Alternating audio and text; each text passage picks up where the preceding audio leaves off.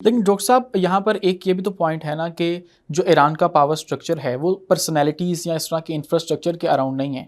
वो एक proper mechanism है जिसके अंदर ये तमाम तर जो पावर हायरार्की है वो मूव करती है। क्योंकि ईरान देखें, अमेरिका ने उनकी तमाम तर लीडरशिप का खात्मा कर दिया लेकिन फिर भी उनका निज़ाम कोलैप्स नहीं हुआ। तो यहाँ से हमें पता ये लगता है कि उनके सुप्रीम लीडर के जाने के बाद भी अगर ये निज़ाम खड़ा हुआ है तो ये शख्सियात के ऊपर मबनी नहीं है।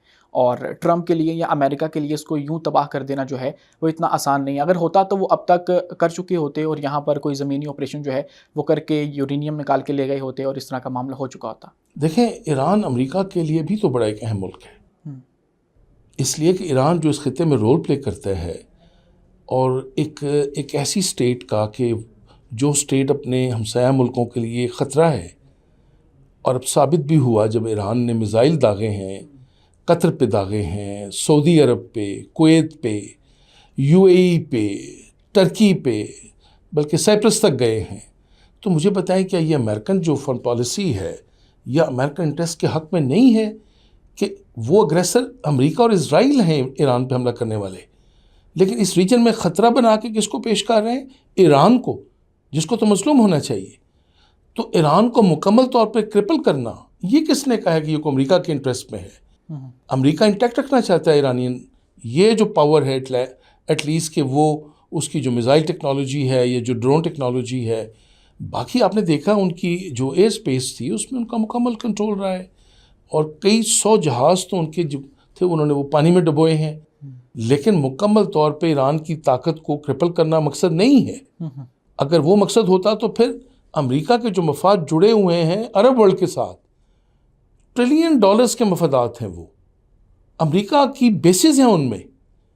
तो मुझे बताएं कि वो अगर ईरान से ख़तरा महसूस करेंगे तो अमेरिका के टर्म्स में आएंगे ना उनके साथ बातचीत के लिए।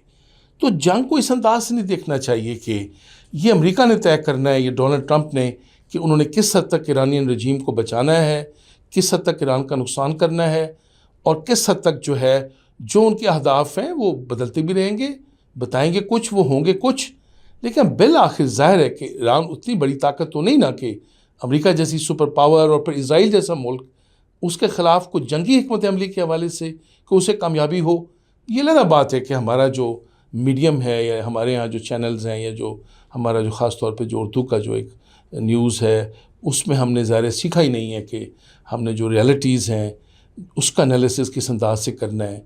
ईरान का बहुत भारी नुकसान हो चुका है इस वक्त। डॉक्टर साहब आप बिल्कुल ठीक कह रहे हैं और इस हद तक हम एग्री कर सकते हैं कि ईरान के पास इतनी ताकत नहीं है कि वो इसराइल और अमेरिका जैसे अग्रेसर का मुकाबला कर सके। लेकिन कुछ पत्ते ईरान के पास ऐसे थे कि हमने देखा उसका हल अमेरिका के पास भी मौजूद नहीं था। आपने हुर्मुज़ को जब बंद किया गया तो ईरान ने बबांगे दोहल कहा कि आप लोग आकर अगर इसको खुलवा सकते हैं तो खुलवा कर दिखा दें, मतलब एक धमकी लगाई अमेरिका को। और अमेरिका ने ऐसा नहीं किया और अमेरिका आई डोंट नो कि उसके पास इतनी कैपेबिलिटी थी कि वो आपने हुर्मुज़ को खुलवा सकता, क्योंकि वहाँ पर एक स्ट्रेटजिक जो बेनिफिट है वो ईरान के पास मौजूद था कि यहाँ से वो उन शिप्स को टारगेट कर सकते थे। तो ईरान बेशक जो इज़राइल है और अमेरिका है उन पे डायरेक्ट हिट नहीं कर सकता, लेकिन इनडायरेक्टली वो बहुत जगहों से जो हिट है वो ऑलरेडी कर रहा है। इज़राइल को बेशक वो ना कर रहा हो लेकिन अमेरिका को कर रहा है, उसके इत्तेहादियों के ऊपर हमले करके या फिर जो है वो आप यूँ कह लीजिए कि जो आपने हुर्मुज़ है उसको बंद करके वहाँ से शिप्स को ना गुजरना देकर। और उनके इत्तेहादी जब अमेरिका से सवाल उठाते हैं कि आपने हमें प्रोटेक्शन दे रखी है तो अब आप लोग आके हमें बचा क्यों नहीं रहे, तो एक तरह से जो इनडायरेक्टली है वो ईरान हिट कर रहा है अमेरिका को। क्या आप इससे एग्री करते हैं? मुझे एक बात बताएं, आपने हुर्मुज़ से अमेरिका का जहाज़ गुजरता है या इसराइल का जहाज़ गुजरता है? वहाँ से वो जो 20% जो ऑयल है या गैस है या जो बाकी और फर्टिलाइज़र है या वो जो से रिलेटेड जो चीज़ें हैं उसका तो सबसे बड़ा ख़रीदार चाइना है। 70% तो चीन को जाता है, बाकी जो यूरोप के ममालिक हैं। फिर ये आपको किसने कहा है कि अमेरिका ये नहीं चाहता कि हार्मूज़ बंद ना हो? क्या यूरोप को नहीं ये मैसेज देना कि यूरोप की जो इकॉनमी डिपेंड करती है रूस पे, तो उसने पाबंदी लगा दी। लेकिन डॉक्टर साहब क्या ये बात दुरुस्त नहीं है कि जब आपने हुर्मुज़ बंद था तब भी चीनी जहाज़ तो गुजर रहे थे वहाँ से और यूरोपीय कुछ ममालिक ऐसे थे जो ईरान से रब्ता करके अपने जो जहाज़ हैं वहाँ से गुजार रहे थे। तो फिर से क्यों कहते हैं कि बंद हो गई थी वो? ये कौन सा, देखना ये जो तासुर देना वो कोई एक दरवाज़ा है या कोई विंडो थोड़ी है कि जिसको कोई अंदर से बंद कर दे, कोई बाहर से बंद कर दे। जैसे अमेरिका ने कहा कि मैंने ब्लॉकेड कर दी है, वो अगर खोल भी तो बाहर अमेरिका के जहाज़ खड़े हैं। और ये आपको किसने कहा है कि अमेरिका की जो माइट है, जो सीज़ में है, 12 उसके पास एयरक्राफ्ट कैरियर्स हैं, 12 पूरी दुनिया को मिला के नहीं है किसी के पास। और एक एयरक्राफ्ट कैरियर का मतलब होता है कि 60 और जहाज चलते हैं उसके साथ, 60 से ज़्यादा, वो पूरा एक फ्लीट है जी। और 3 हैं इस रीजन में अमेरिका के मौजूद। लेकिन दुनिया को ये ज़रूर बावर कराना है कि अगर ईरान जैसा कमज़ोर मुल्क चोक कर सकता है इसको, तो अगर अमेरिका ने इसको चोक कर दिया और ब्लॉकेट कर दिया तो अमेरिका से कौन छुड़वाएगा? कौन आएगा उसको निकालने के लिए वहाँ से? यहाँ तो चले अमेरिका एक्शन करके कर लेगा, लेकिन मैं ये कहूँगा कि देखो, मुल्कों की कुछ चीज़ें दिखावे की कुछ और होती हैं। ईरान को मैंने उस वक्त कहा था जब आज से 10 माह पहले इनकी 3 फैसिलिटीज़ पर हमला हुआ था जी। कि आपके पास एक ही है बार्गेनिंग चिप, आप अब बंद कर दें आपने हुर्मुज़ को। मैं कहता हूँ ये हमला भी नहीं होना था इजराइल और अमेरिका का जो अब हुआ ईरान पे। अगर ये लास्ट टाइम आपने अगर देखें, हर चीज़ की टाइमिंग होती है ना, जंग में तो वक्त बहुत ही इंपॉर्टेंट होता है।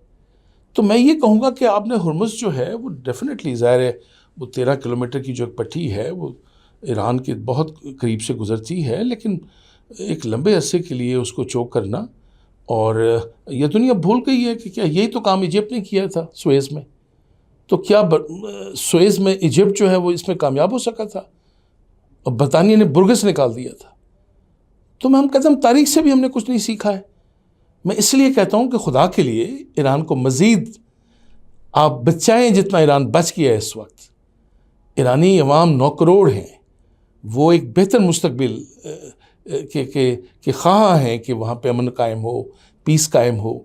ये तासुर देखे कि शायद ये लंबी जंग चले और इससे, और फिर जो खलीजी ममालिक हैं बाकी, और फिर यहाँ से जंग आगे बढ़े, मैं ऐसा बिल्कुल नहीं देख रहा हूँ।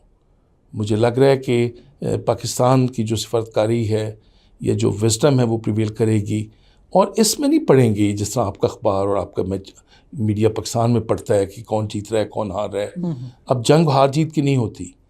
अब ये मुज़ाकरात भी इस सेंस में नहीं होंगे कि आपको लग रहा होगा दोनों विक्ट्री डिक्लेयर कर सकेंगे अपनी, इस तरह के मामला डिस्कस होंगे और ज़ेर बहस आएंगे। लेकिन इस चीज़ से मैं कम से कम ये कहता हूँ कि नहीं, ईरान को बचना चाहिए कॉन्फ्लिक्ट से। अब ये एक आखिरी मौका है और इस मौके का फ़ायदा उठाना चाहिए। पाकिस्तान ने इंतहाई संजीदगी के साथ दिन रात ये कोशिश की है कि ये जंग बंदी हो और एक मुस्तकिल पीस हो इस रीजन में। ये अब पीस सिर्फ ईरान का साथ नहीं जुड़ा हुआ, ये 7-8 जो आपके खलीजी ममालिक हैं गल्फ़ के, फिर कुवैत है, फिर बहरीन है, फिर कतर है, फिर तुर्की है, ये ममालिक सबका पीस जुड़ा हुआ है। और सबसे बढ़कर आप सुन लें, अब लेबनान को भी शामिल कर लिया है इसमें इन्होंने। अब सीरिया और जो हमास और गज़ा है वो भी शामिल हो गए। तो पूरा मिडल ईस्ट जो है, मैं कहूँगा कि वो निकल आएगा जंग के दहाने से और एक पीस प्रोसेस शुरू होगा मिडल ईस्ट में। अब ये सिर्फ ईरान तक महदूद नहीं है। तो इसलिए मैं बहुत पुरुमीद हूँ, ये जो अब नया आप कह रहे हैं कि जो सेकंड राउंड शुरू होने वाला है,